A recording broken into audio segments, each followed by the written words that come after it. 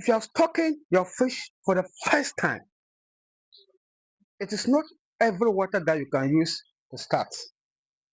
In fact, I'm going to give you the best water to use, especially for your first stocking. I'm not just going to give you theories. I'm going to give you things that have worked for me and have worked for many others. I'm going to share that experience. And please, if you take it, it's going to help you. We have seen instances where people stock their fish, and the first few days, all the fish wipe out. And this is what we call new tank syndrome.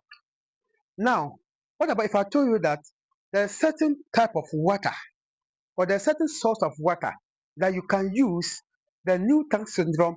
If not, you will not experience it at all, but it's going to be very minimal. In fact, this same water source, that's what I just used in this farm. We are going to start the fish right now, and they are going to be good. I know because it has proven to work for me. A few weeks ago, I installed another fish pond at Kamina Barras in Tamale with that same or similar source of water, and the fish were healthy. A few months ago, I installed another catfish farm at Lonto in the Pandai district. I use that same sort of water and we never face any casualties. Again, we also use another same source of water in Sikakope in the Volta region, and there wasn't any casualties.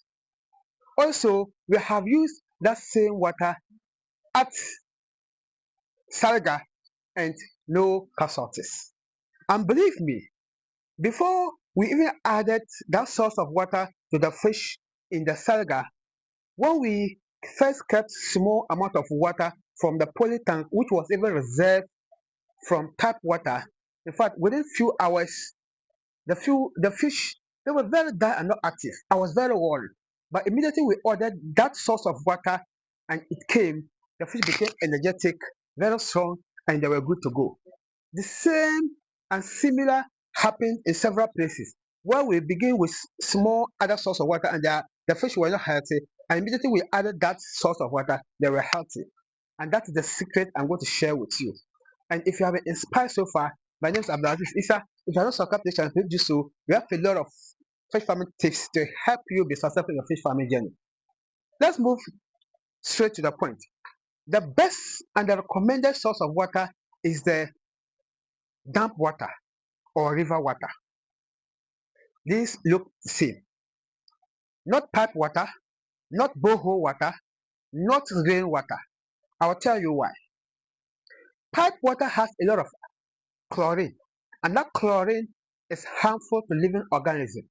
And that living organisms are present in the water that help break down the high ammonia, and it is good for the fish. Now, chlorine kills that.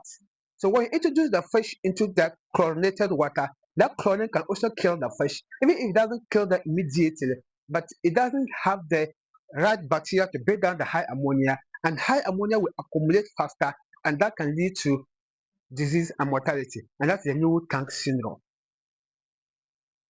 Borehole water, most of them are hard water, and because they're hard water and they have a lot of iron, and that is also harmful to the fish and also lack that beneficial bacteria to help them grow faster.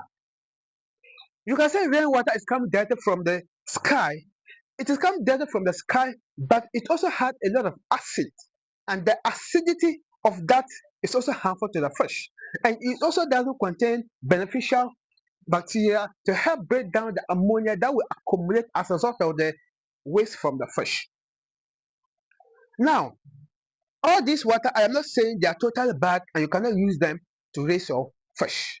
But what I am saying is that if you are going to stock your fish for the first time and you have tried to avoid those sources of water and either use river or dam water, which I'll give you the reasons. I've given you already example of places I've used it and it is working. I'll tell you why it is working. But if you try to avoid those other sources for the first stocking, that's fine. So your subsequent changing of water, you can be doing partial change and the harm will be less.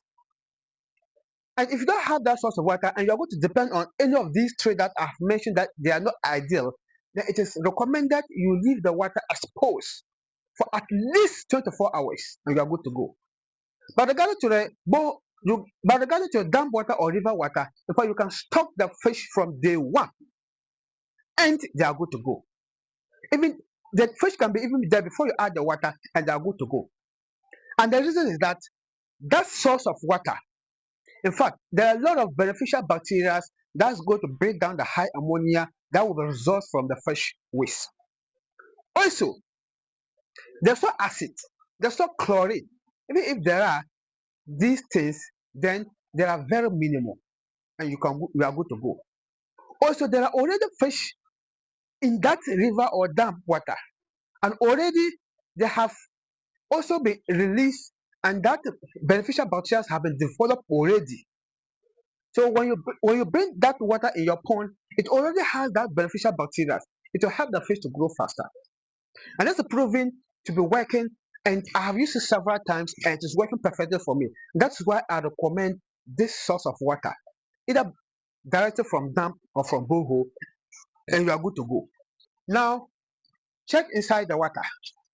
This is from a dam. The water is not clean, as you can see. You will say, "Oh, this water it doesn't look clean."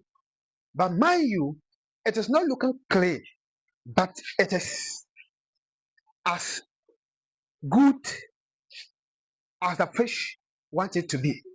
So earlier we just contacted a tanker driver. He brought it. Earlier we just contacted a tanker driver.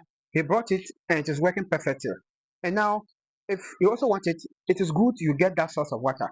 So I was saying, if you start with that, what is also important to note is that if at the end of or if in the process of the raising of the fish, you are going to change the water and you now do partial change. Now the high chlorine in the tap water will not affect them again because you are going to neutralize it. You are adding it to water that's already working and good for them.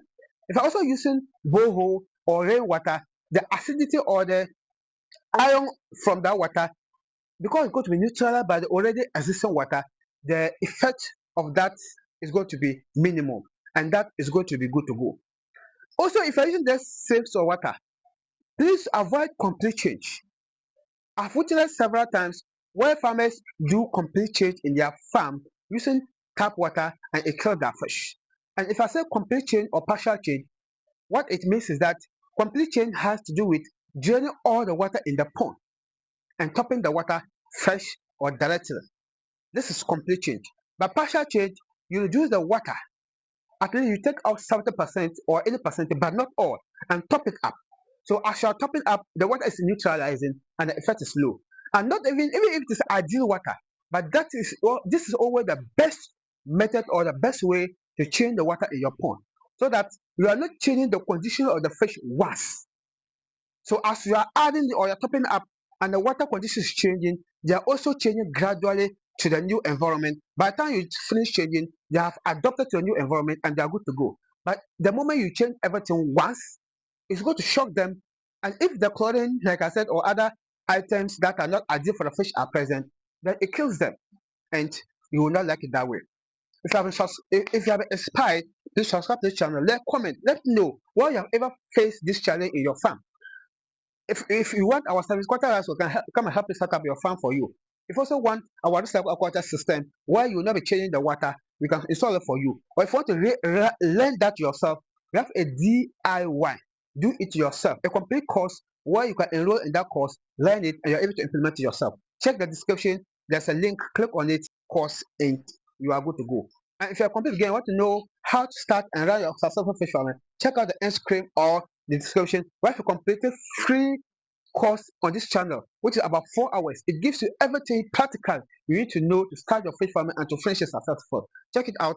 See you there, and let's grow our fish together. My name once again is Abdulaziz Issa. This is Aquaponics, and our aim is to help you grow your fish. Let's learn together. See you my next video. Bye bye.